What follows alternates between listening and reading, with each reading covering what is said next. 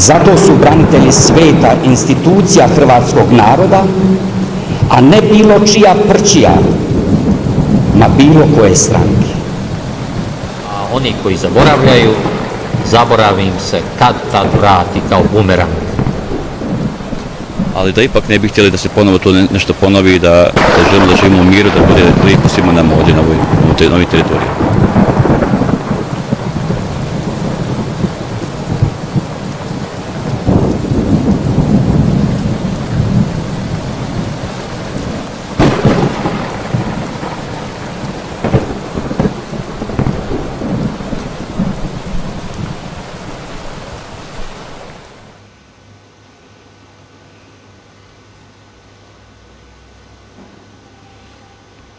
Počivali u miru Božjem.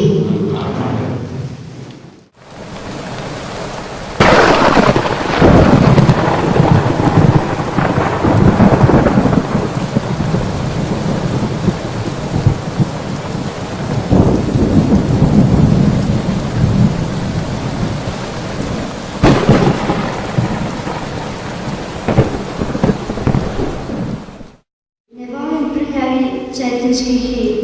Ne volim ono ko djecu kolje, živjeti sretno, zar nije bolje? Ne volim kad netko na grobu plaće, ja volim pjesmu, čuje se jače. Ne volim zvižduk teške granate, jer volim djecu na krivu tati. Ne volim tugu, ne volim jad, već volim Bosnu i Brčko grad. Ne volim haubicu, prokletu jaku, ja volim dijete i staru babu. Ne volim noć, ne volim tamu, zašto sad djeca izgube mamu? Ne volim zvuke puščanih rafala, zašto stradaju dječica mala?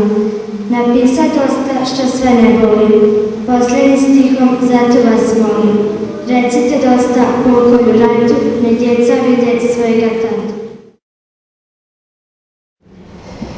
Dragi prijatelji, i ja bi se želio ograditi u predstavljanju ove knjige, i to od bilo kakvih političkih